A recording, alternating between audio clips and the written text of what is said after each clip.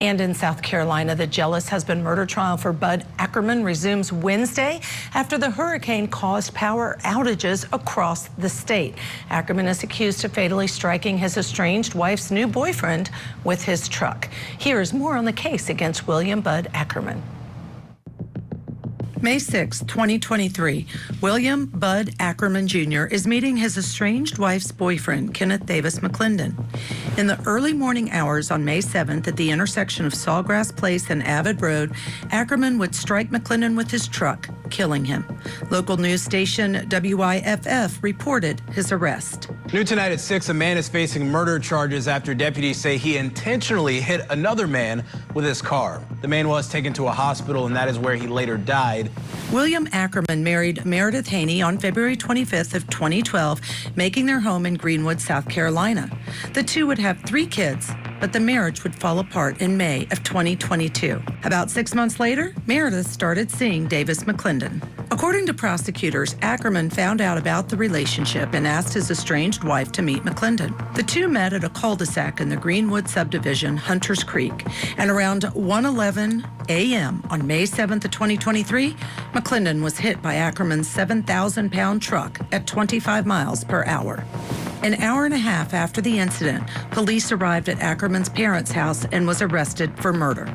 Ackerman and Haney would be divorced 4 weeks later. The prosecution claims Ackerman intentionally killed McClendon because he didn't want him to be with his ex-wife. Ackerman has pleaded not guilty to the murder charge. The state's case continues on Wednesday again due to the hurricane. So this hour, we want to take a look back at key evidence that's been presented in the case so far. The state's third witness was the Ackerman's children's nanny, Megan McGovern, who testified about finding Davis McClendon's body. She also testified about the Ackerman's marriage. Take a listen. So you left the cookout line. Yes. Got a call from Meredith, went to pick her up. Yes, sir. And what did you do, if anything, with Meredith? She got in the car and we talked there for a second, and she was making phone calls, and we talked and Abby was talking to us for a little bit, and then we eventually went to Hunters Creek. Okay. And had Meredith told you that's where you needed to go? Yes. Okay. And was it your understanding that's where the defendant and Davis McClendon were going to meet? Yes, sir, that's what I was told. Objection. No, we're not offering the truth of the matter, sir. Right. Move to strike. Okay. I overrule the objection. I don't think it's offered for the truth of the matter, sir. And I'll overrule the objection. Where did y'all go? We went to the intersection. Specifically? We went to the intersection of Abbott and Sawgrass. Okay. But we realized that Davis wasn't in the car. So they were calling, Meredith was calling Davis to see where he was. And that's when I realized that the airbags were out, but at the time I didn't know that they were airbags because I've never seen that before. So I was like, there's something on the side of his car. And then that's when I really started paying more attention to his car. And that's when I noticed that his tire had been hit. So that's when we got out the car. And we were looking in it, didn't see him. And so I started looking around. And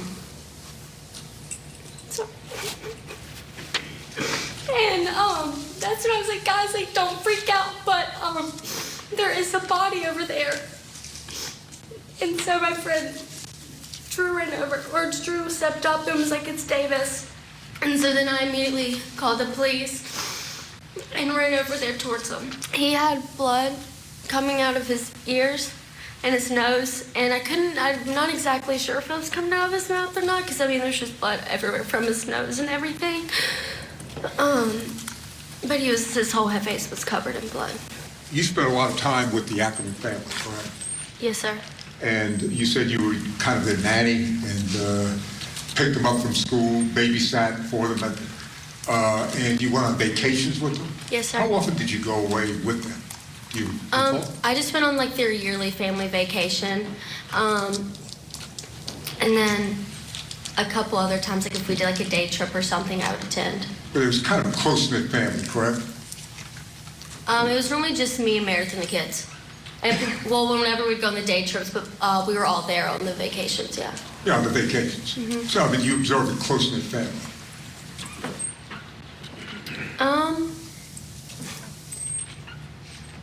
Well, it's either yes or no. I mean, I don't know how, like, kinda. What do you mean by kinda got along? He asked you, what do you mean by kinda?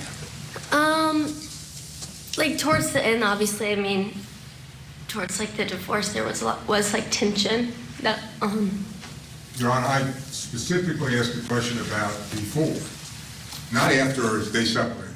I said during. Okay, go ahead and answer the question. There was, like, obvious tension between there. You could tell, like, things, like, weren't going how they should. So, it was kind of more of a hostile, no, I wouldn't say a hostile-ish environment. Just not always the happiest at that point. And you witnessed that? Yes.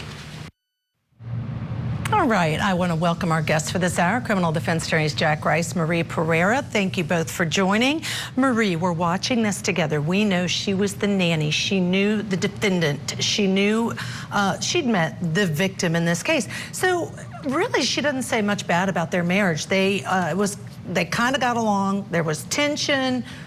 They weren't always getting along. I don't think that's that detrimental for the defendant. What do you think? I think the way she broke down when she described seeing the body covered in blood with blood coming out of his nose, it really made you feel sorry for the victim. And feeling sorry for the victim makes the jurors want to make somebody pay for that. Oh. That was a whole body on the floor just like that. And she didn't even know him well, and she broke down like that. Oh, that's a good point. That does affect the emotions of the jurors. Jack, I want to pivot a little bit with you and go from that to the fact that the hurricane hit this area, meaning they were without power. That's why they haven't been in court. So you have the stress on individual families involved, the jurors, and not having power. Yeah. And now this will resume on Wednesday. Power slowly coming back on. Courthouse has it. How does that affect jurors hearing this case, in your opinion?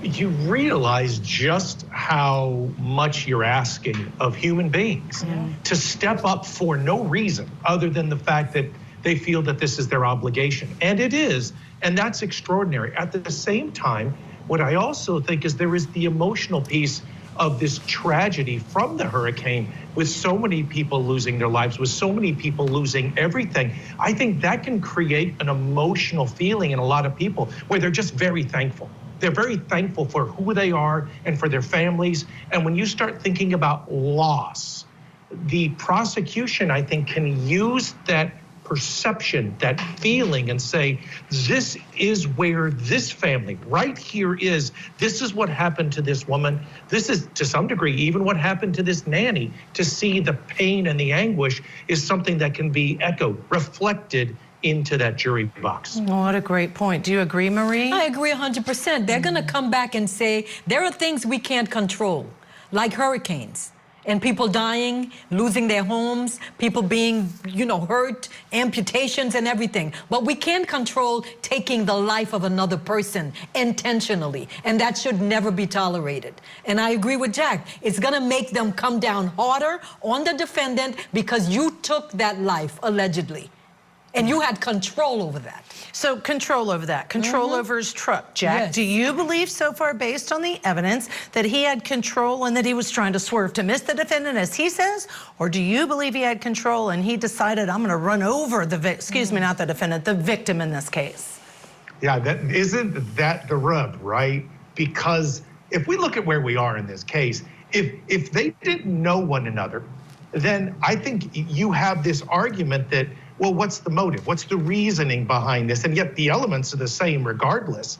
And I think what you're seeing from the prosecution, and they have more strength, I think, on their side, is to say, what a coincidence, except for this is no coincidence. Yeah. There is nothing here that would say, how is it possible that he's going to meet him for the first time and this man ends up dead by accident? I think that has real power and may very well resonate. Whereas if they hadn't known each other, if there wasn't this history, if there wasn't the soon-to-be ex-wife with this man in the first place, you don't get that motive. You don't get that logical, emotional understanding as to why something like this could have happened. This is answering a question for a jury, and sometimes it's the most important thing that you can do is to say, why? Yeah, the why. Everybody wants to know why. Are you kidding? The motive, Marie. We know that's a big part of any case. We have to take a break. After that, we're going to hear from a star witness in this case, the defendant's ex-wife, Meredith Haynie. You do not want to miss her testimony and what she has to say. Stay here with us on Court TV, your front row seat to justice. Tonight, on closing arguments, a Kentucky judge shot inside of his chambers. Now the county sheriff is charged with his murder. We're bringing you the very latest ahead of tomorrow's big hearing. Closing arguments tonight at 8/7 Central, only on Court TV. Sarah Boone is charged with second-degree murder after her boyfriend suffocated inside of a suitcase. Sarah, I can't breathe. I thought he was okay. The suitcase murder trial. Live coverage next Monday, 8/7 Central on Court TV. The defendant, William Bud Ackerman, drove his 2019 Ford F-250, 7,000-pound 2019 Ford F-250 at 25 miles an hour into the body of Davis McClendon. Bam! And that's what happened.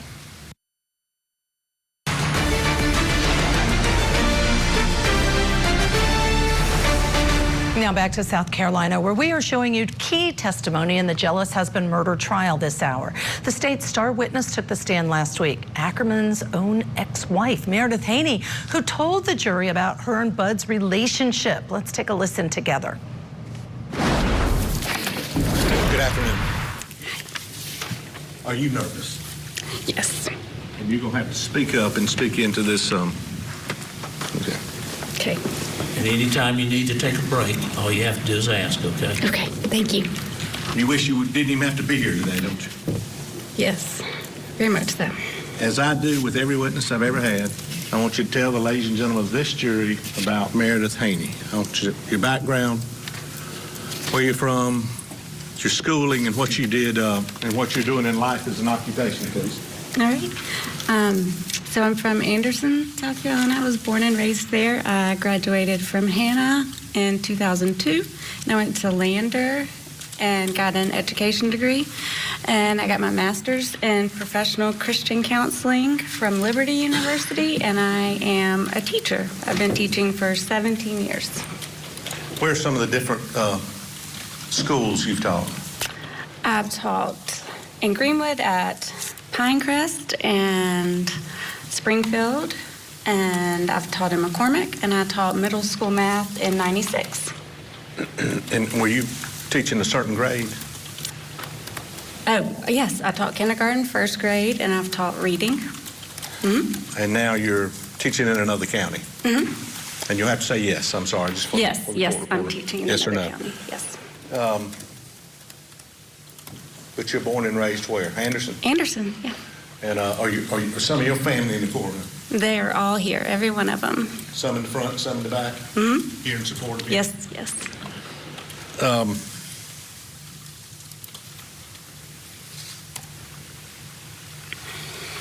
When did you meet the defendant, William Bud Ackerman? I met Bud in 2006. And you remember where you met him? I met him out one night at Jeff's. Is that a It was a restaurant bar bar? and grill. Yeah. Okay. Where? In Greenwood. Greenwood. Mm-hmm. As a result of that, y'all start dating? We did. How long did y'all date? We dated 6 years. And after that, did y'all get married? We did. You and William Bud Ackerman? Yes. Where did you get married? We got married in Anderson. And after that, where did you reside? In Greenwood. And what were you doing then as an occupation? I was teaching in McCormick, teaching reading in McCormick. As a result of that marriage, did you have 3 children? We did. What are their ages? They are 11, 9, and 7. as of May of 2022. In May of 2022, how long had you and William Bud Ackerman been married? We had been married 10 years.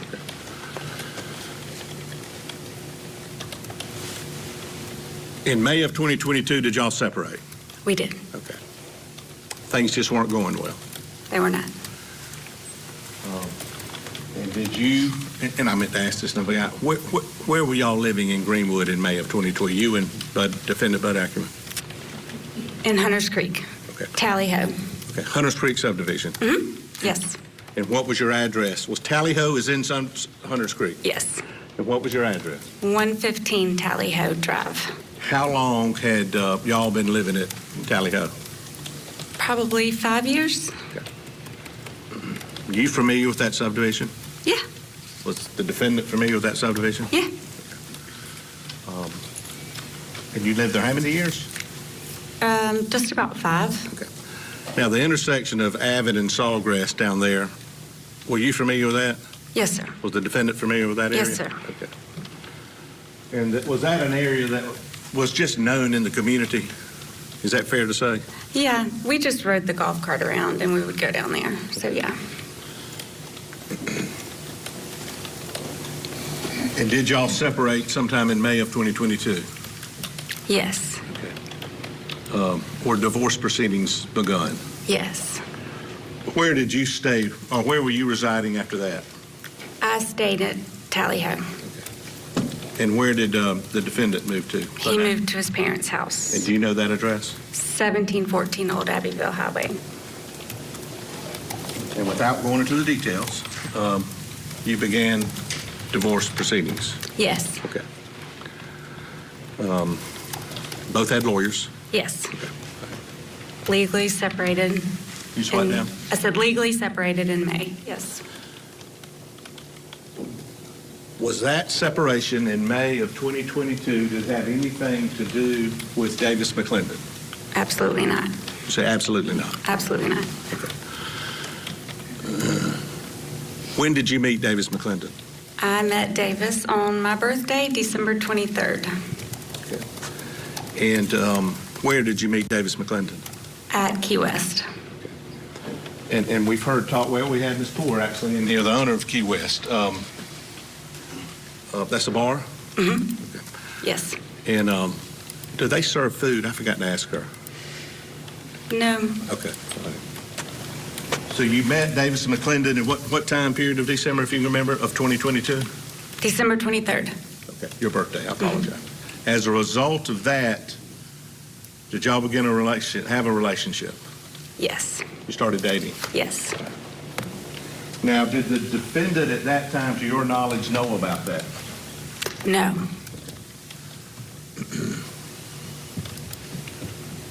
And, well, when y'all were in your relationship, did you go out much or any in Greenwood? No. Okay. And was that by choice? We chose not to, out of respect, yes. And if you went out with Davis McClendon, if you went out to eat or something, what would you do? We would go out of town.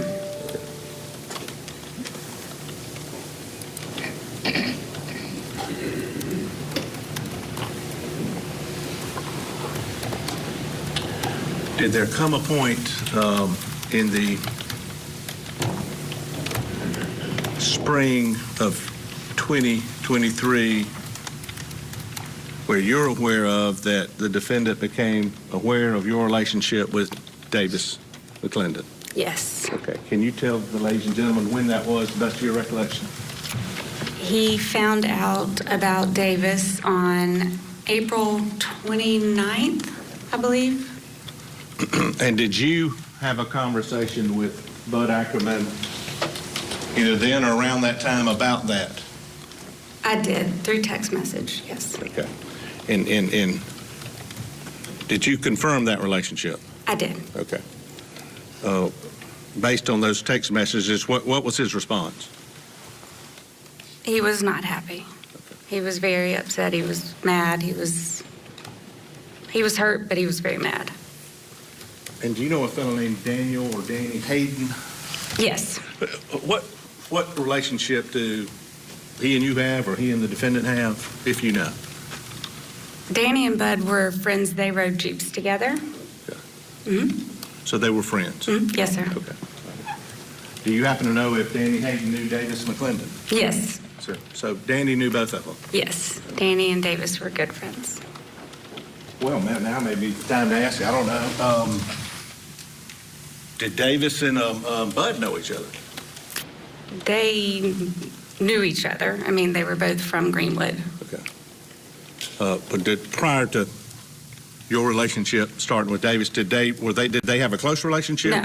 No, no. I mean, they would say hey in public, but they didn't hang out together. They weren't in the same social scene, that kind of thing. Who was older? Davis. Okay. And do you know where Davis was working?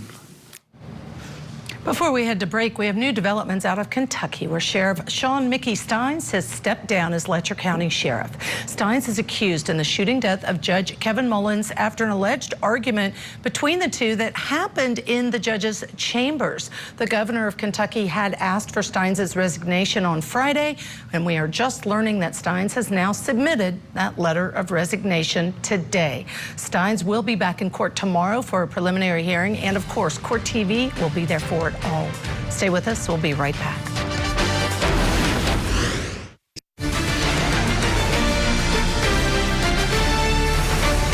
Turning back now to South Carolina, where testimony resumes Wednesday in the jealous husband murder trial.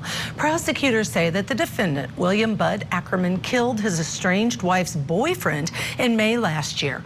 Ackerman says no, his death was an accident. The courthouse is closed again today due to power outages from the hurricane. In the meantime, though, we are looking back at testimony from the estranged wife, Meredith Haynie. We're going to pick it up right where we left off. I'm not really good with directions, but it's a retirement home here in Greenwood. Okay, so he worked at the retirement home. What was his job? He was part of bringing people in. He would talk to them and try to bring them in and I guess kind of sell the homes to them.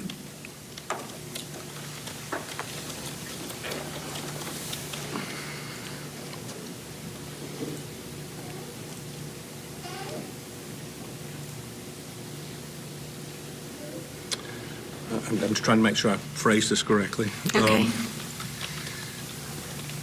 Was there was a final hearing scheduled in your divorce? Yes. Okay. When was that? That was scheduled for May 25th. It was either May 25th or May 31st. Just a few weeks after this incident? Yes. Okay. And during the legal separation period, were both of you and Bud Ackerman still seeing the children? Was there arrangement there to see the children? Yes. Okay.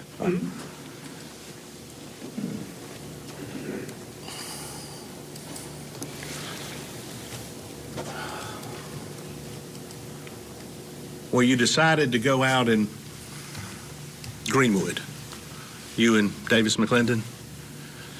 You can verbally respond to your answer. Yes. Okay. Well, on May 6th, did y'all go to Break at the Lake? Yes, Okay. yes. And I'm sorry, I'm trying to be very careful in my questions. Yes, and, we did. Had you been out publicly in Greenwood before? We had gone the night before to, I think it was the schoolhouse, but that was maybe in Abbeville. We had been to the Port Grill also that night, the night before, so. What is the Port Grill? It's also a bar on the lake. Okay. So your testimony is that the defendant had learned about your relationship approximately April 29th. Yes. About a week before this? Yes. And did the defendant know, based on your knowledge, whether or not you were going to be at Break at the Lake on May 6th of 2023?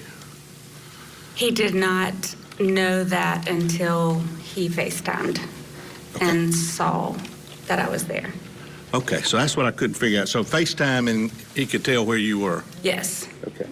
And did he ask you if you were there? I don't recall him asking if we were there specifically, I tried to tell him that we were out of town, but he could tell, I think, in the background of the FaceTime call. Okay. And why did you tell him y'all were out of town?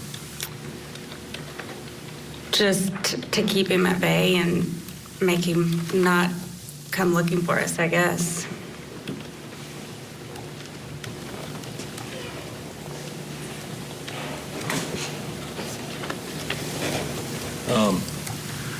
Did you go to Brackett Lake? Yes. Your Honor, I could not do this without the help of Danielle Galone, if she could assist me at this point. With Your Honor's permission.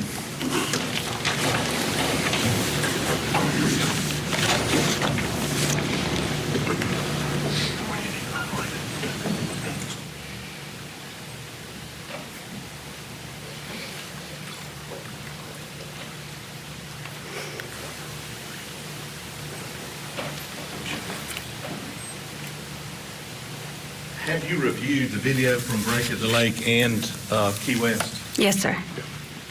And does it accurately reflect when you were there that night, and is that you on both of them? Yes, sir.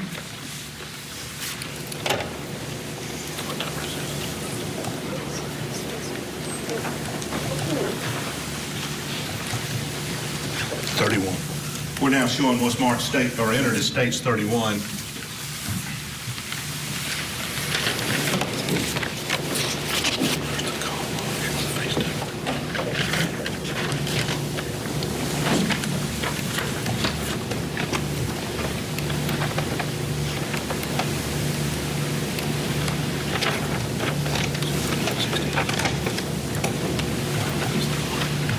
On line 15, can you see that from there? No, sir. If I can get a copy of this.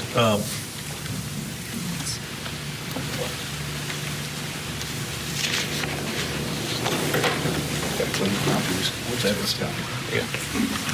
Ma'am, do you need to step down in order to see it? Or? Your Honor, could I start with this to see? Sure, yeah, and then if you need for her to come down, that's fine too. Thank you, sir. This is a copy of States 31.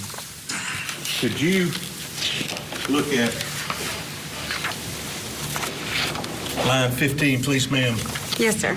Did you say States 31? Yes, sir. Yes, sir. Yes, sir. That's what you showed the FaceTime on there.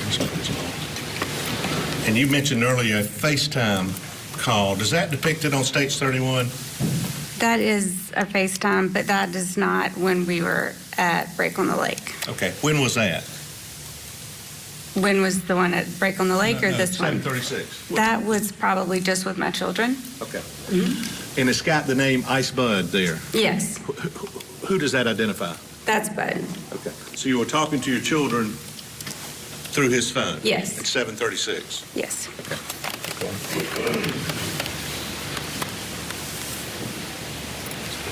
If you look down on that number 18, please, ma'am, Yes, sir. at 8:47:30, is that another FaceTime? Yes, sir. Okay. Is that what you were referring to earlier? I think that's also with my children before they went to bed. And were you in the parking lot then at Break on the Lake? I think so, because we got there really close to them closing, so yes. You want to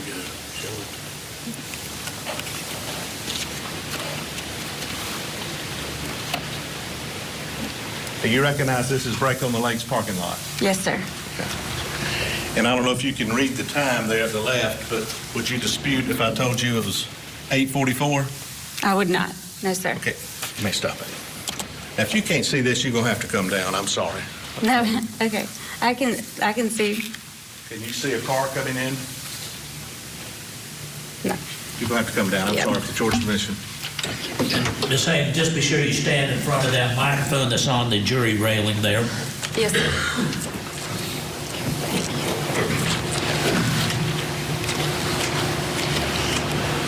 Okay, Miss Danielle.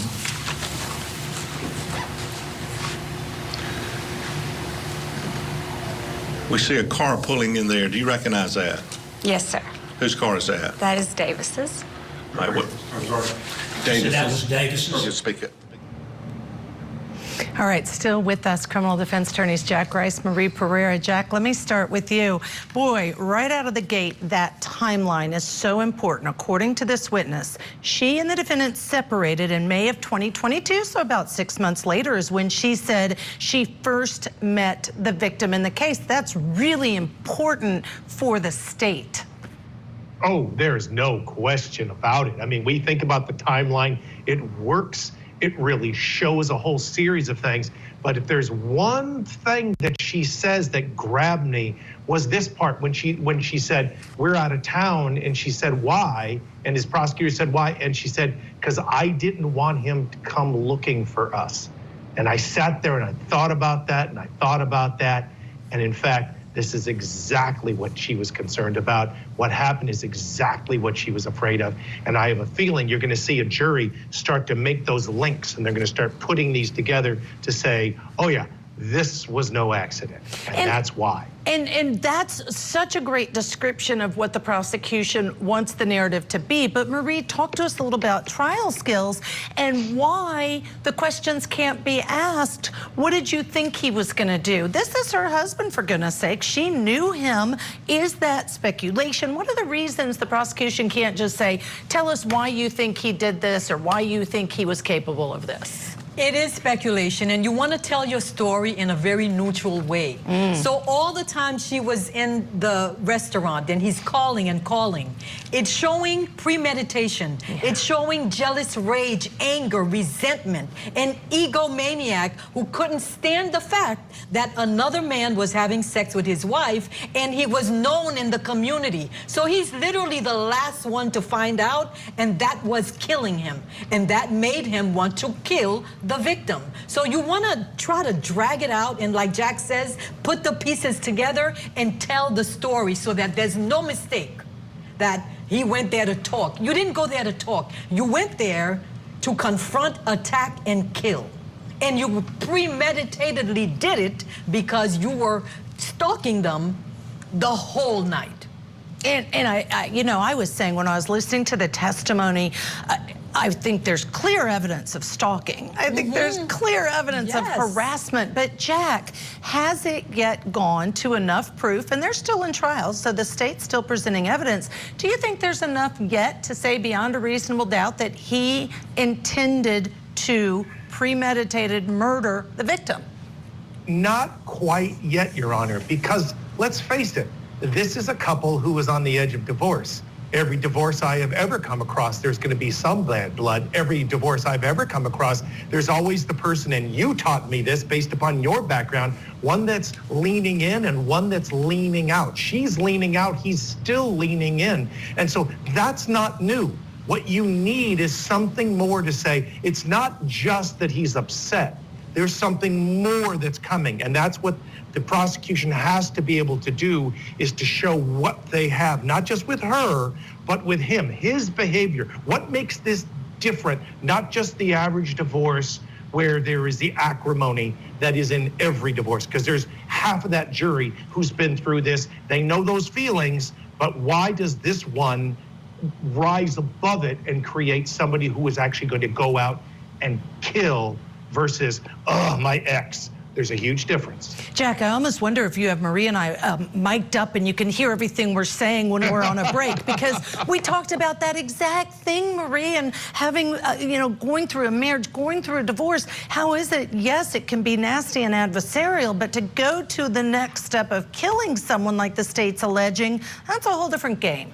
What makes it different is the man she was having sex with was known in the community. Other people knew about it. There's a text between the defendant and a mutual friend, and he said, oh my God, did you hear so-and-so, my wife is having sex with that guy. And his friend was like, I'm not trying to get in people's business. What makes it different is the fact that he knew the man who was linking with his woman. That is a different fact. You'd hope they don't resort to killing. The jury has to make the decision, but in this case, that's what the state does allege. All right, we're going to have more of Meredith Haynie's testimony in the jealous husband murder trial on the other side of this very short break. Stay tuned for more. Sarah Boone is charged with second-degree murder after her boyfriend suffocated inside of a suitcase. There are multiple domestic violence incidents. You two hitting each other. Sarah. That's my name. The word up. He told you, Sarah, I can't breathe. George Torres locked inside of a suitcase, begging for help. I thought he was okay.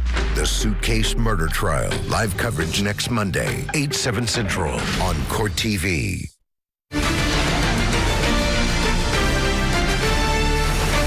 Welcome back. We are bringing you key testimony out of South Carolina today in the murder trial for Bud Ackerman. Last week, the jury heard from a star witness, Ackerman's ex-wife, Meredith Haynie. Ackerman is accused of killing her new boyfriend, Davis McClendon, in May of last year. This afternoon, since court is in a recess until Wednesday morning, we're listening back to some of Meredith's testimony. Let's go back in to hear more of what she had to say. All right, that's 844, correct? It's up on the left. Yes.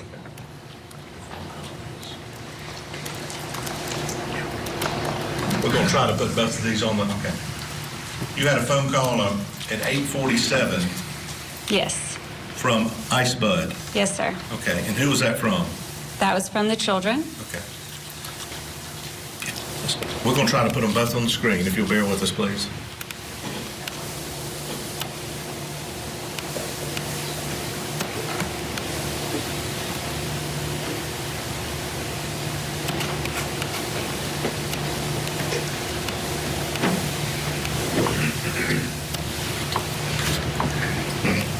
Did they answer it or not? Maybe go just a little bit more.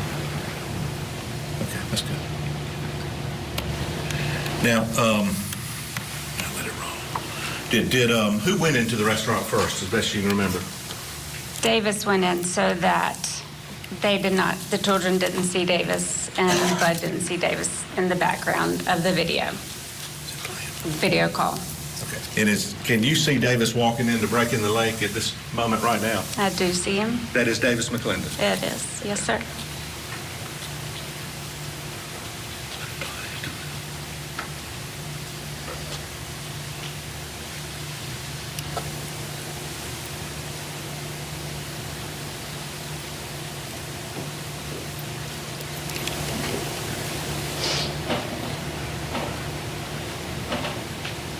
At this point, where are you, Ms. Haynie? I'm still on the phone in the car. And you stayed on that phone call for 2 minutes and 58 seconds. Would you dispute that? No, sir. And again, you were talking, who were you talking to? My children. What did you do after that? I got out and came inside.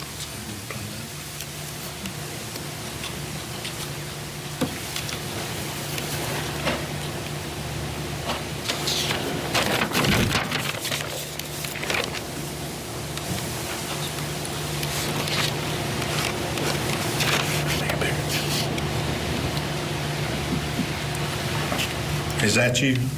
Yes, sir. And this is at 8:46:24? Yes, sir.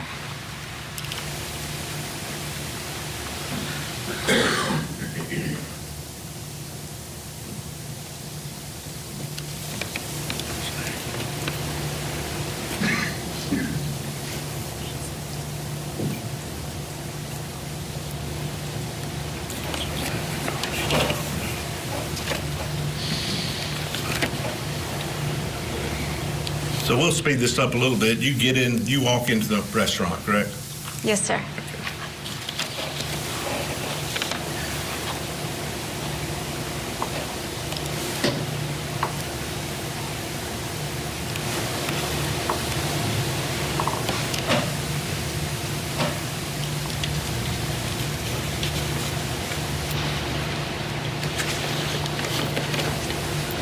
Okay, and there isn't a time stamp on the rest of these videos, is there? From Break on the Lake. You don't see any in the left, do you? I do not.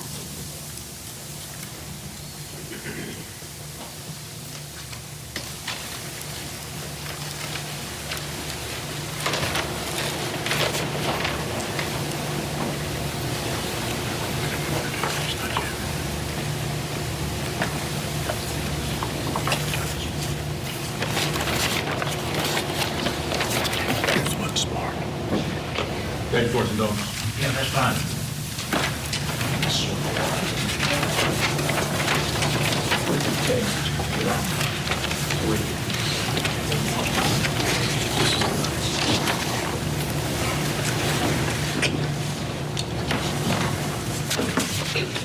Here, I thought we had something marked and we don't. I apologize. That's fine. Take your time. Here it is.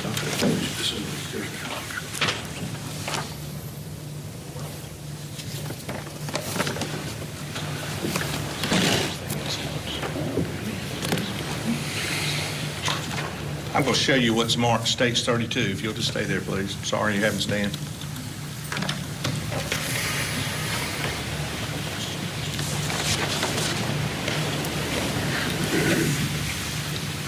Can you back that door?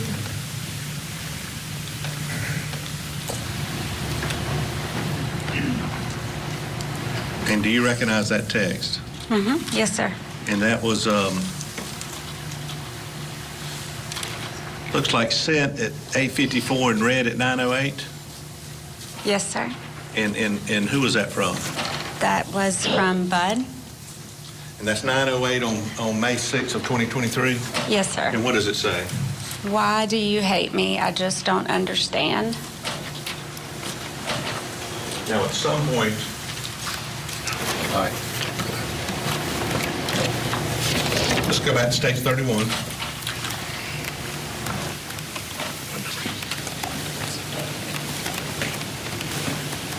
Line 19.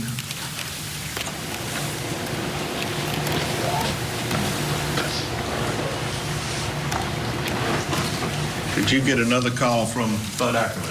Or a call from Bud Ackerman? Yes. And did you accept it? I do not. I got another FaceTime that I didn't accept, and then one that I did because I thought it was the children again. Okay, well, that's what I'm going to ask you next. Okay.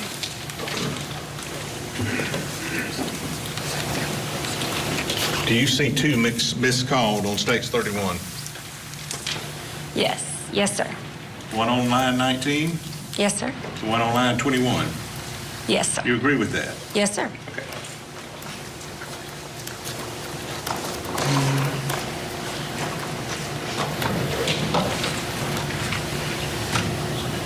Now I'm referring back to States 32. Do you recognize that? Yes, sir. And that's at 9:08:43, correct? Yes, sir. And what is this? This was me asking him who was calling me, who was FaceTiming me again. And when you said that, do you mean you didn't know it was him calling, the kids calling, you didn't know? Right. I was trying to figure out if it was the children calling again. And then what was the response? His response was the kids, so I called back. And his response to the kids was like 18 seconds after your question, correct? Right. And we'll get to that next one, but the last one at this point is 9:08:28. What is that? Never mind, but I had already called. Okay. And so, and Your Honor, at this time, we'd offer States 32. I think it had been ID before. We now offer 32 was marked for ID only. State's moving it into evidence. Mr. Swirling, subject to what has already been noted on the record. All right. Thank you so much to Marie Pereira for joining us. Jack Rice is sticking around. And coming up, Michael Ayala joining me next for more key testimony in the jealous husband murder trial for Bud Ackerman. We'll be right back. Stay with us on Court TV, your front row seat to justice.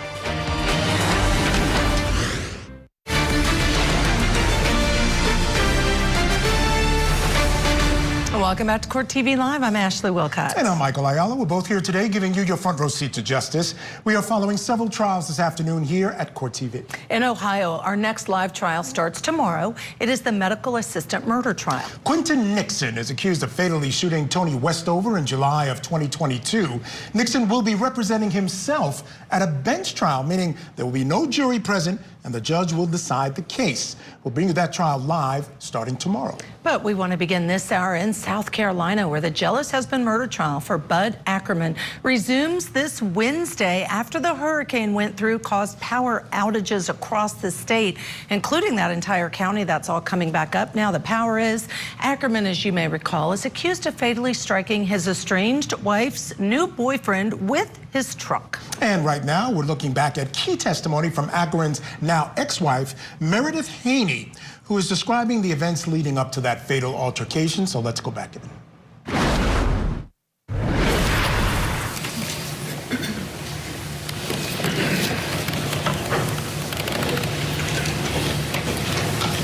I'd ask you to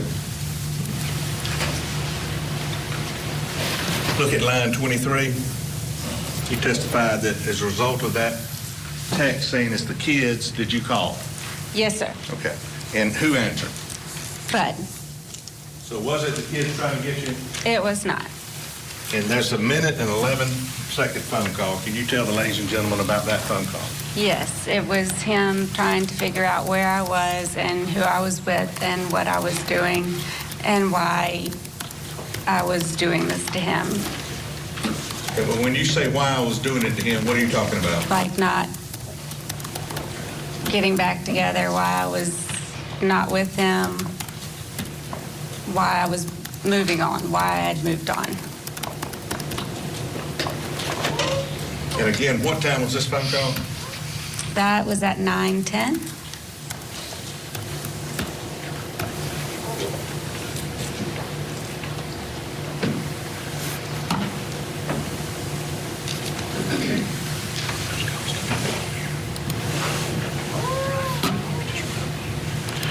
And again, there's not a time stamp on this, but this is the inside of the bar of Brackett Lake. Yes, sir. And that you that just came in and sat by Davis? Yes, sir. And the phone calls we just went over, there's not a time stamp on here, but were some of those happening when you were in here? Yes. In Brackett Lake? Yes, sir. Okay. And here in Brackett Lake, the jury's going to have it. You'll see, did you look at your phone during here and text and or make phone calls when you were at Brackett Lake? Yes, and you can kind of see the light in my face. Say that one more time. You can kind of see the light in my face because I was trying to hold it really close to my face. So what we just went over were calls and or texts you did while you were at Brackett Lake with Davis McClendon. Yes, sir. Did in the conversation you had with the defendant, did he say anything about whether he wanted to see you that day or that night when you were at Brackett Lake? He did at the end of the conversation, which at the time I didn't think anything about it until later. He said at the end of the conversation, he said, well, I'll see you later tonight. Based on your conversation, was he trying to get in touch with you and or Davis? Was he trying to find you? Do you want to know where you were? Objection, Your Honor. There's no basis. Her opinion about what that meant is not relevant. Well, maybe rephrase, and we'll see. And certainly, Mr. Swirling can object again if he wants to. Did he ask you where you were? Yes. Did he ask you where you were going? Yes. Did he ask you who you were with? Yes. Based on that, did you think he was trying to find you? I did worry, yes, especially after he said, well, I'll see you later tonight.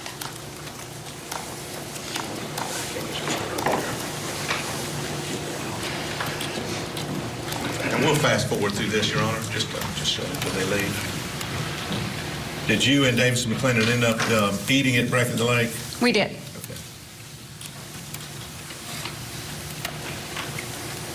Now you see his wallet there. Did he have a wallet with him at that point? He did, yes, sir. And is that him paying with his wallet? Yes, sir. Is that y'all leaving at? Yes. And I'm sorry, we'll see the time here in a minute. What time was that when y'all left? That'd be 9:42. Yes, sir. Okay. Based on what's on the screen and in evidence. Yes, it's military time, correct? Yes, sir. Can you describe what y'all?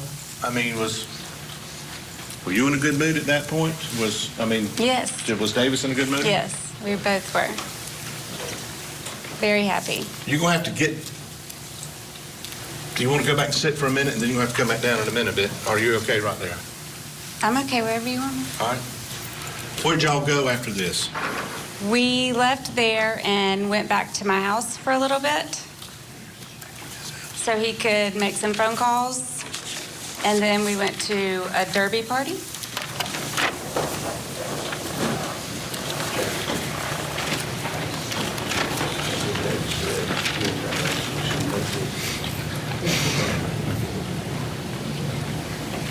Look at States 50, please, Miss Haney, and tell me if you recognize States 50 and deserve. Yes. Okay. Your Honor, States 50, I believe, without objection. Okay, and what is 50, Ms. Meredith? Your Honor, that's a picture of a part of Lake Greenwood, and it shows Lakeshore Drive where the victim, David McClendon, lived. Davis McClendon lived. All right. All right, into evidence for the state, number 50. Right.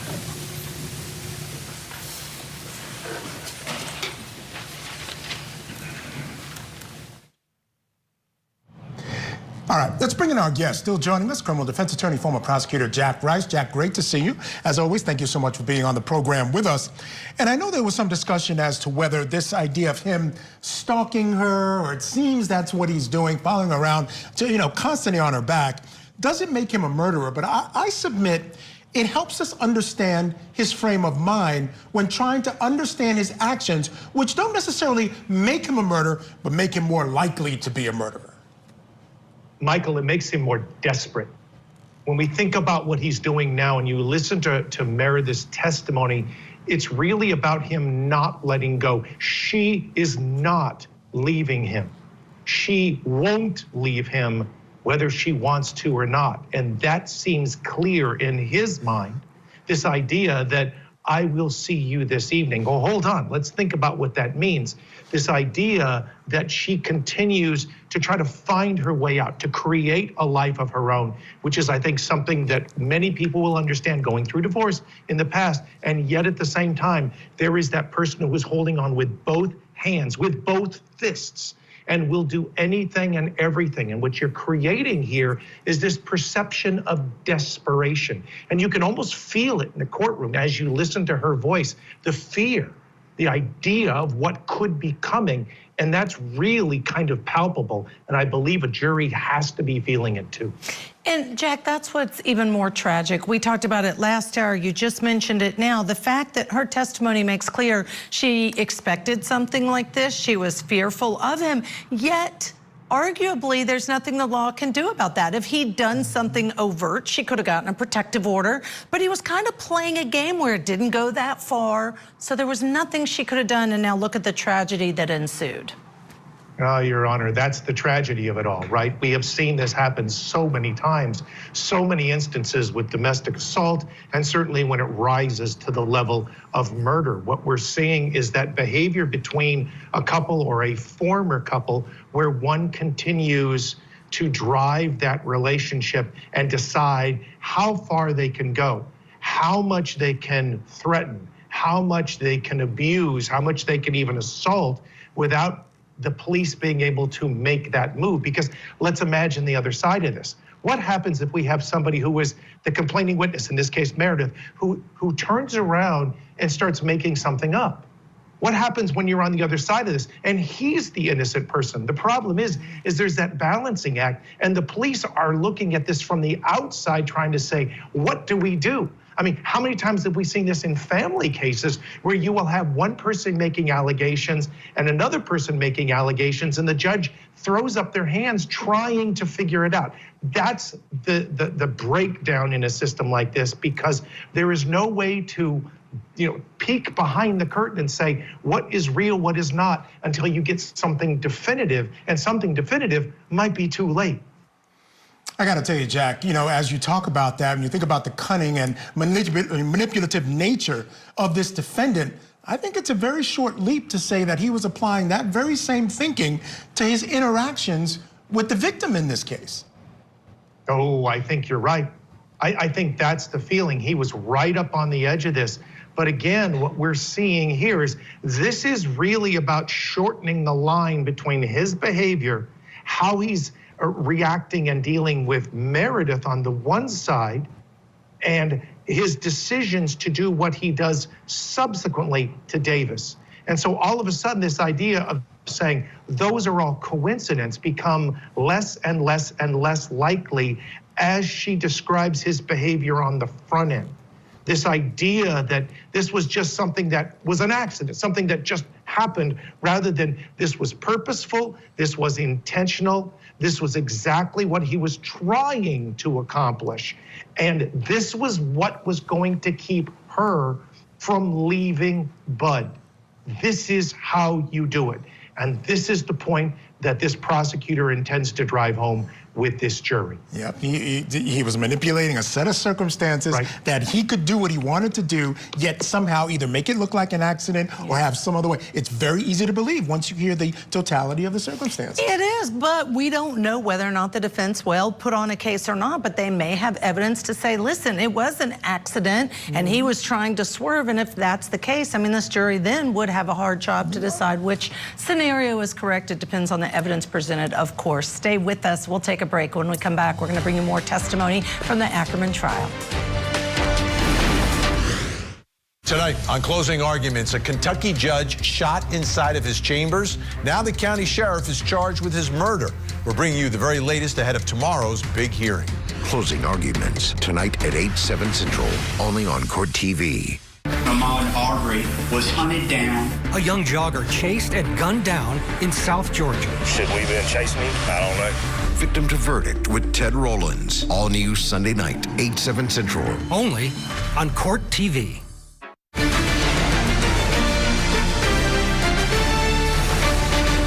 Now back to South Carolina, where we're showing you key testimony in the jealous husband murder trial this hour. The state star witness took the stand last week. Ackerman's now ex-wife, Meredith Haynie, who was walking the jury through her date with her then boyfriend, who's also the victim in the case, just hours before he was fatally struck by her husband's car. Let's go back in.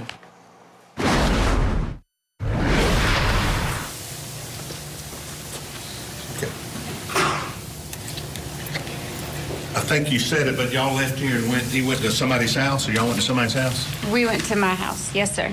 And what was the purpose of that? He was calling his son to talk to him for a little bit. How many children did Davis McClendon have? 3. Do you know their ages? He has one that's a freshman in college, an 11th grader, and 8th or 9th grader. How long were y'all there when he was touching base with one of his kids? We were at my house for 45 minutes, maybe an hour. Where did y'all go after that? We went to one of Davis's friend's house for a derby party. A what party? Derby party. Okay. All right. A Kentucky Derby party? Mm-hmm. All right. At this point, where's my sheet?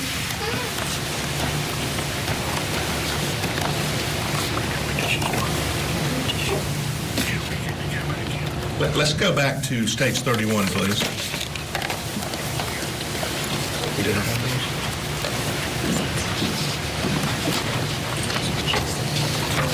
Okay. Stage 31.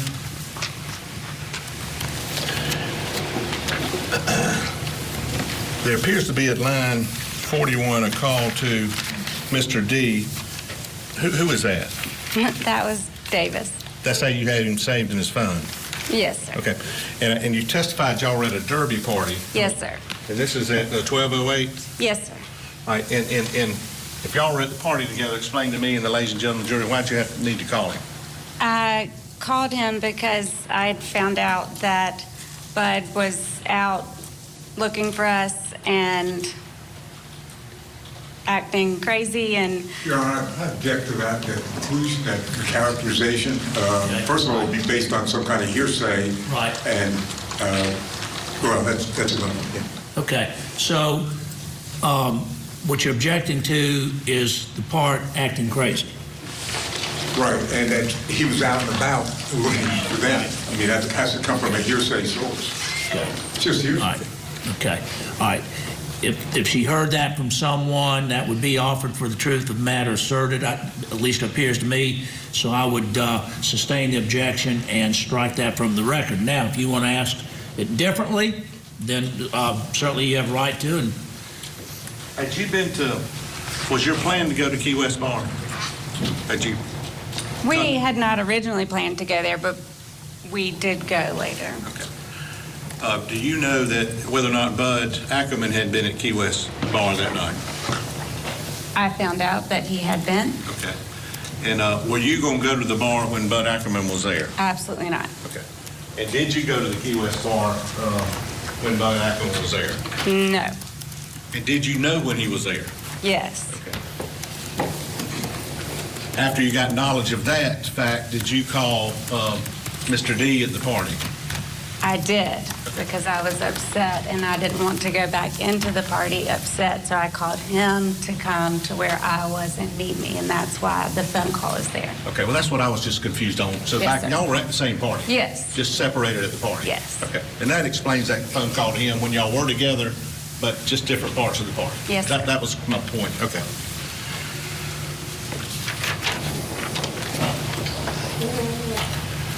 Let's look at line 44, please. At 12/16/58. And these came from your phone, extractions from your phone. Yes, sir.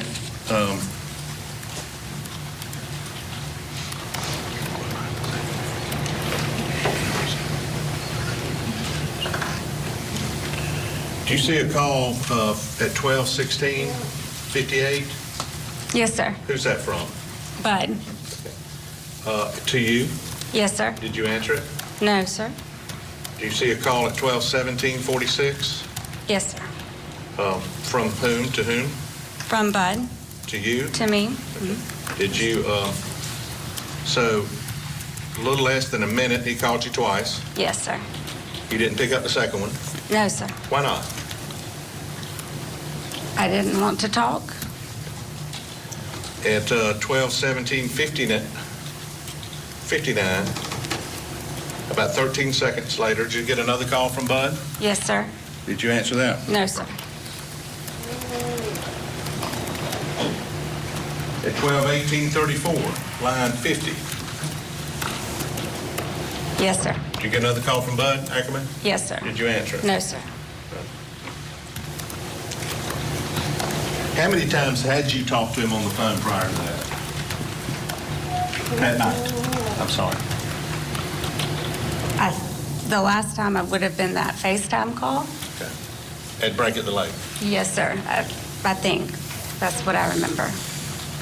Now, did there come a point where you and or Davis McClendon went to the Key West bar? Yes. And when you got there, had the defendant, Bud Ackerman, already left? Yes. Did you know he'd left when you went there? Yes. Would you have gone there if he was still there? No. Let's go. Well, now we're going to try to put both sides, beg the courts and jury's indulgence. 1 second, please.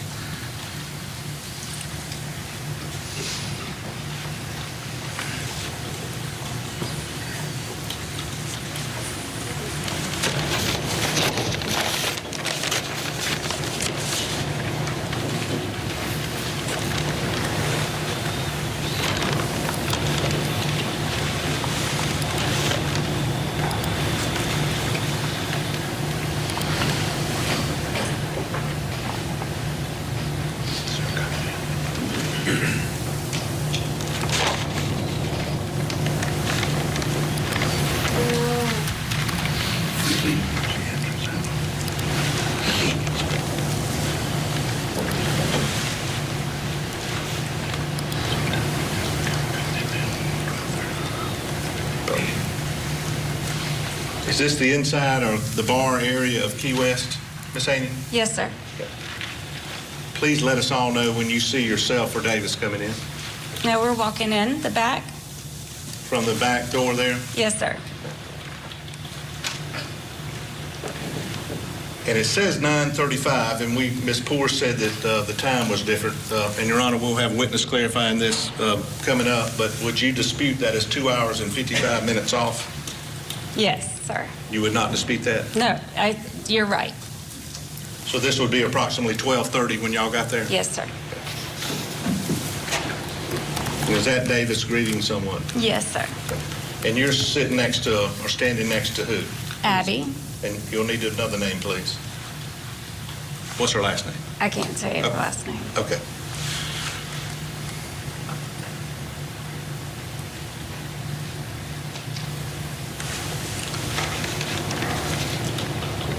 Now, did you receive another call from the defendant, Bud Ackerman? Yes, sir. And online,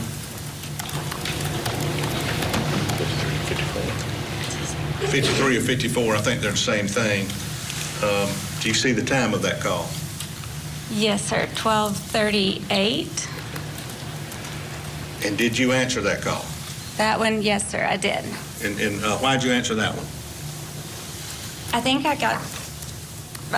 was tired of him calling. It was time to just answer and see what was going on, especially after I had talked to Abby, who had been at the bar.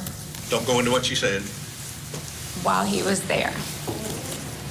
And so at 12:38 on this video, do you see where you're talking on the phone?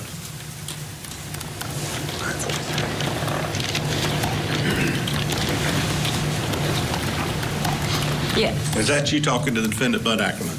Yes, sir. At Key West Bar Yes, sir. on May 7th at 12:38. Yes, sir.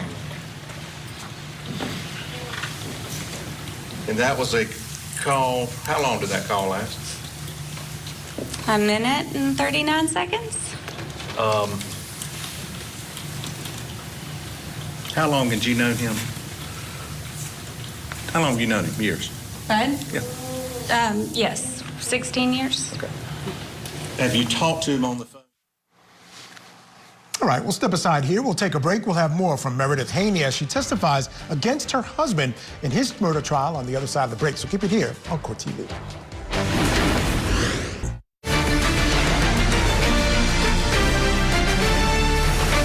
All right, folks, turning back now to South Carolina, where testimony resumes Wednesday in the jealous husband murder trial. Prosecutors say defendant William Bud Ackerman killed his estranged wife's boyfriend in May of last year. Ackerman says his death was an accident. There are power outages near the courthouse due to the hurricane, so the courthouse is closed today. In the meantime, we're looking back at testimony from the estranged wife, Meredith Haynie. Let's go back in to hear more from her. Yes. Can you tell the difference based on the time you spent with him over the years? 1,000%, yes. I couldn't hear, I'm sorry. 1,000%. Can you describe his voice when you were talking to him here? Again, I object to this as a character issue. Right, your objection so noted on the record. It was Based on the not time you sober. knew him, lived with him, dated him, Yeah. talked to him on the phone. This was drunk.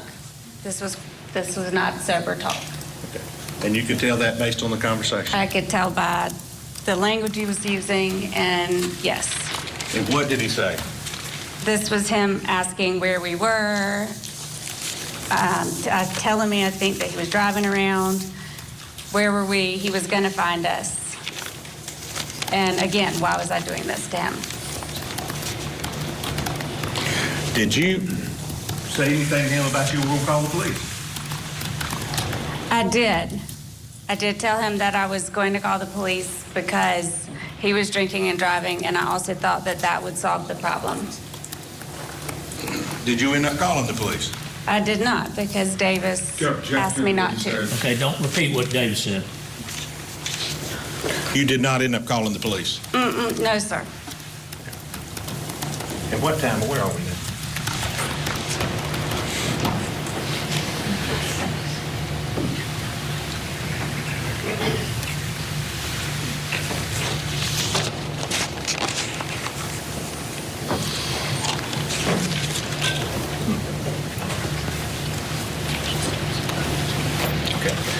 Let me ask you that.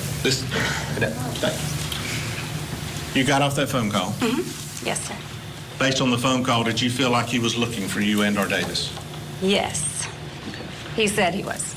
That's right. He said he was looking for you? Yes. Okay. Did you take that seriously? Did you take that seriously? Yes. Okay. Yes. After you decided not to call the police, what did you do? I called his family. And let's start looking. It's line number 55 At 9, it's 12:41 on stage 31, but on the screen, I believe it's 9:46:07. Did you start trying to call his family? I did. And who is B2? B2 is more of a friend, but that's his cousin. They were out of town. If you go down a little bit further.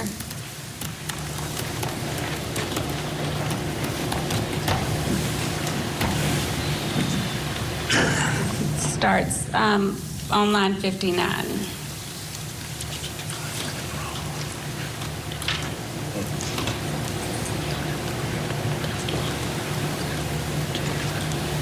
Okay. Let's go back to 55. That B2 is who? That's Bud's cousin. Okay. That call is at what time? 12:41. Were you able to get in touch with that person? No.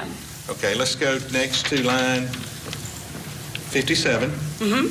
At 9:46:22 on the screen, 9:41 on exhibit 31. Who were you trying to call then? That's my best friend, Brittany. Okay. Did you get in touch with them? I did not. Okay. Let's go down to 59, as you just stated correctly a minute ago. 9:48 on the screen.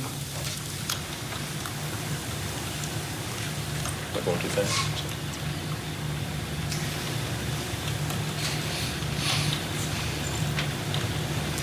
Who is Wilson?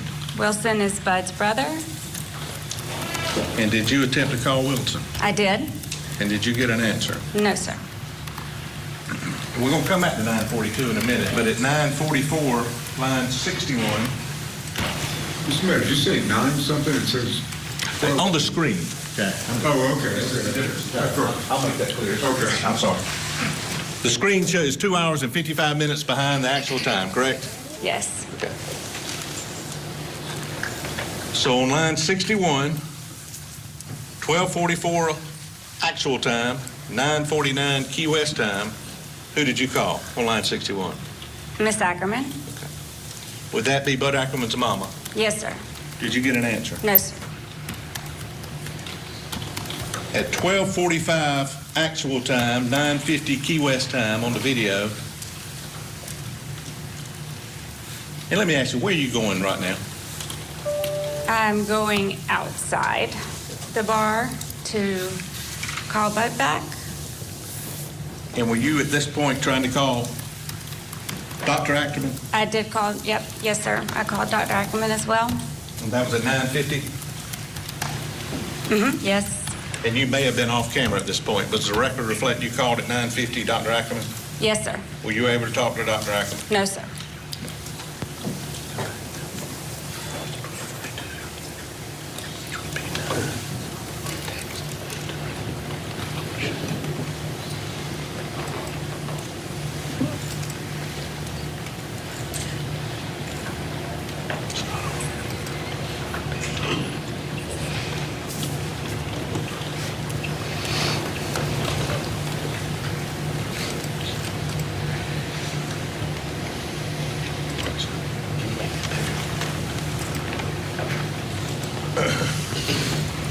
Look now at camera 5. Who's that to your left? That's Davis. Who's to your right? Abby. Okay, go ahead.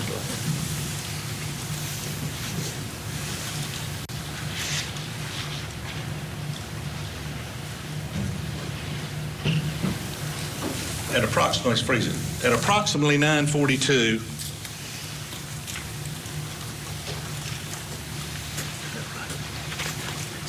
at 9:47 Key West time, which would be 12:42 real time.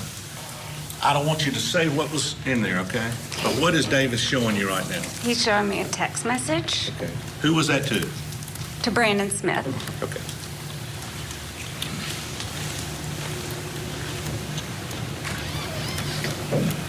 After that, did you decide not to call the police? I did not call the police.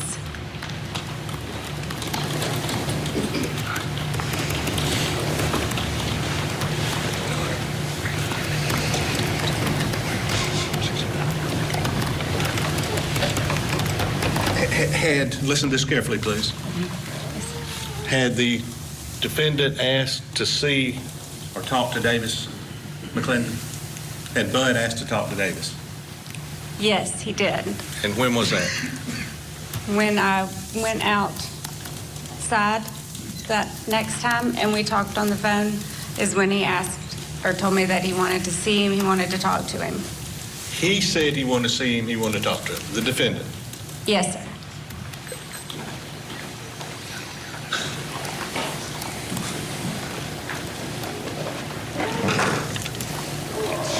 After you called Miss Ackerman or tried to call Dr. Ackerman, did you come back inside?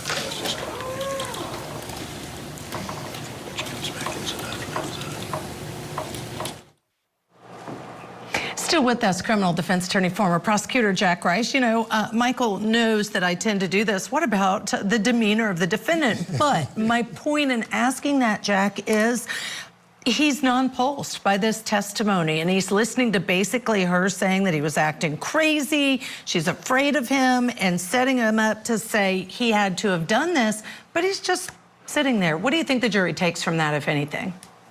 Oh, I think they're watching everything. We all know that that's what they're watching. And if you're the average person sitting in that chair and somebody is telling lies about you, do you simply sit back and say, oh, it's nothing, let the water run off my back? I don't think you're going to see that. And I think the jury is looking at this flat affectation and they're wondering what's going on. But what we're really seeing, and her testimony really is talking about an escalation. We're talking about him, a drunk Bud, out hunting Meredith and Davis. And that's what it's starting to feel like. You can actually feel it rising up. And I think the prosecution is doing a very good job of allowing her to tell her story. And that's really important because sometimes when you're peppering them with these questions, they may answer just a little bit, but not enough. This is actually creating a three-dimensional view of that evening. And that can be very effective, very important for a jury. I gotta say, I noticed more of a physical reaction from him during her testimony than anybody else. Not necessarily his face changing, but I saw blood rushing to his cheeks and stuff. That's so fair. Something's going on inside when she's testifying. That I'm sure of. But again, he's trying not to show it on his face, right? I mean, it just, you know, I imagine he might be boiling inside. I don't know how he sort of manifests his feelings. But at the end of the day, what I wanted to ask was, okay, we know about his actions. We also get, at least eventually, we'll hear about the actions of the victim in this case, at least as far as the opening statement of the defense was. They're claiming that it was really this guy, the victim, who was aggressively going to the scene, wanting to, you know, rid them of this problem. What effect, if any, does that have on this case? Well, what it does is it creates the ambiguity. It creates that grayness. If you're able to present that, well, we talked about this earlier in the program about this idea when a judge is looking at any family law case, for instance, you'll have one side making allegations, you have the other side making allegations. And if they both seem to make sense, seem to hold up, it's hard for that judge to know what to do. What we have right now is one side of this story, and it's actually holding together because if you notice, we have timelines, we have photos, we have video, we have a whole series of things that are consistent with what it is that Meredith is testifying to. At the same time, if Bud is capable or through other evidence, able to present evidence to show that other side to say what she's saying is inconsistent because let me show you this evidence, all of a sudden what you get is that ambiguity, that gray. And sometimes the gray is exactly where really good trials really take place. This is the hard part of trials. It's operating in that gray. Yeah, in this case is just the tragedy again of it and what happened, and we're going to have to wait and see what all the defense presents, if anything. They resume court with the state's case on Wednesday. We're going to take a break right now. When we come back, we'll bring you more of the Ackerman trial. Tonight, on closing arguments, a Kentucky judge shot inside of his chambers. Now the county sheriff is charged with his murder. We're bringing you the very latest ahead of tomorrow's big hearing. Closing arguments tonight at 8, 7 Central, only on Court TV. Sarah Boone is charged with second-degree murder after her boyfriend suffocated inside of a suitcase. Sarah, I can't breathe. I thought he was okay. The Suitcase Murder Trial. Live coverage next Monday, 8, 7 Central on Court TV.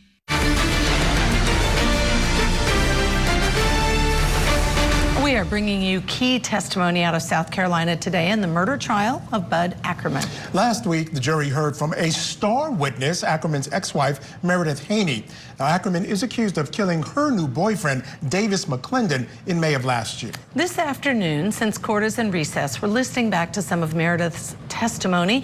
Let's pick it up right where we left off. Haynie is walking the jury through her date night with her boyfriend and the victim in the case, Davis McClendon. Let's go back in.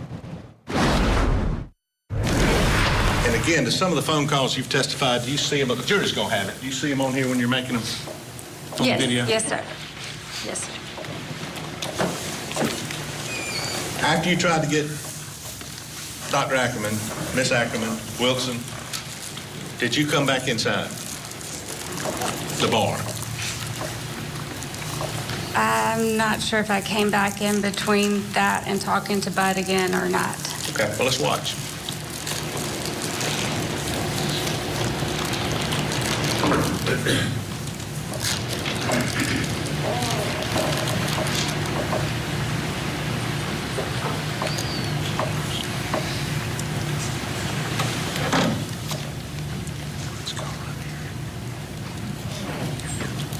All right, let's go back to line 65. I'm sorry.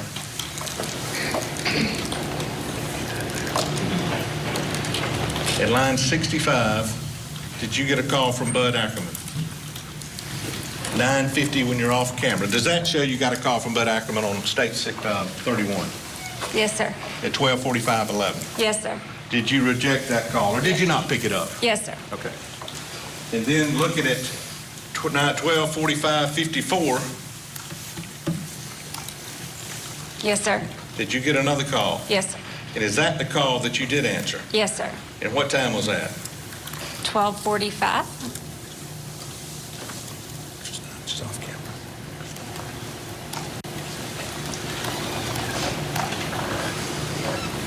Which Key West time would be 9:50. Were you off camera then? Yes, sir. Where were you? In the back parking lot. And to your knowledge, are there cameras in the back? No, sir. But you were on this phone call, correct? Yes, sir. To who were you talking to? I was talking to Bud. What was that conversation about? That was the conversation about that he wanted to see Davis. He wanted to meet Davis. Wanted to know where we were, and I feel like at that point he was at Break on the Lake looking for us there, but I'm not positive. So I told him that we were at Port Grill to buy time. So he rode over there. But he was looking for you based on your conversation with him. Yes, he had told me he was looking for us. And let's go to line. You talked to him for 2 minutes and 40 seconds. Yes, sir. Do you come back inside? Yes, sir. All right, go ahead.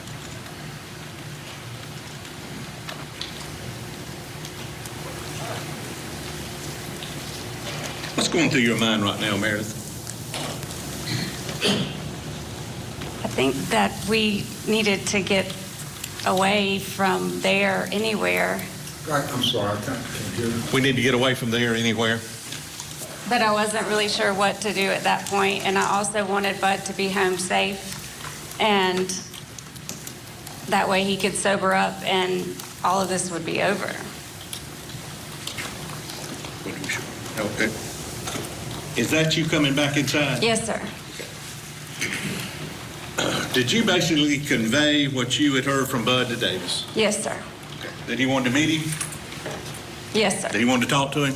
Yes, sir. Okay. But not in a way that I thought that Davis would actually go, but just telling him what he said. Okay.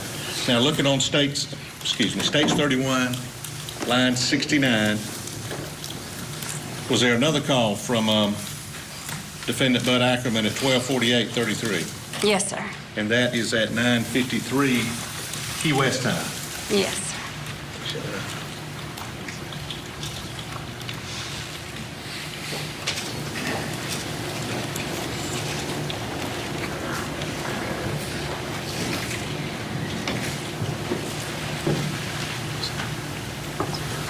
Okay, all right. And did you reject that? Yes, sir. Okay. Keep going at line 71, 12:48:42. Was there another call Yes, sir. that you rejected from Yes. Okay. So he'd already talked to you. Mm-hmm. Said he Yes, sir. wanted to meet with Davis. Yes, sir. That he keeps calling. Yes, sir. Line 74. Yes, sir. Is that a call from the defendant, Bud Ackerman? Yes, sir. Less than a minute later than the other one, at 9:54:46 Key West time. Item line 74. Yes, sir. Did you reject that call? Yes, sir. 12:49:28. Yes, sir. 22 seconds later, another call from Bud. Yes, sir. Did you reject that call? Yes, sir. 11:49:46. 12:49:46. 18 seconds later, 9:54:46 Key West time. Did you get another call? Yes, sir. Well, what'd you think about all these calls coming in after the conversation you just had with him? I was getting very frustrated and angry, and just, it was getting obsessive. It was getting scary.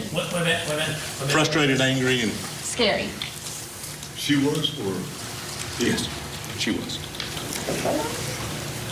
Frustrated, angry, and scary. Yes. Line 80. 12:50:25 real time, 9:55:25 Key West time. Did you get another call from Bud Ackerman? Yes, sir. And did you reject that? Yes, sir.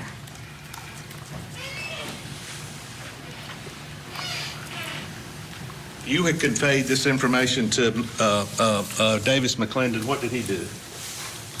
He said that he was... Don't repeat what Davis said. You can describe what he did without talking, what he did, if anything, as a result of your conversation with him. And I'm sorry, I wasn't clear on that. What did he do after you had told him this? And did you show him the missed messages? Yes. The missed calls? Yes, and sir. You told him about the conversation you had with the defendant, correct? Yes, sir. What does he end up doing? Not what he said, but what does he end up doing? Okay. He got up and decided that he would call him and talk to him so that he would stop. Did he leave? Yes. That's what I'm trying to ask you. Yes. Did he leave the bar? Yes, he left. Sorry about that. And do we have him leaving the bar here?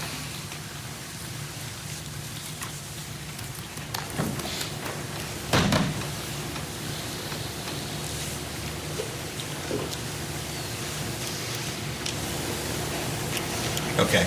And is that Davis McClendon leaving the bar? Yes. Did you ever see him after that? Alive? No.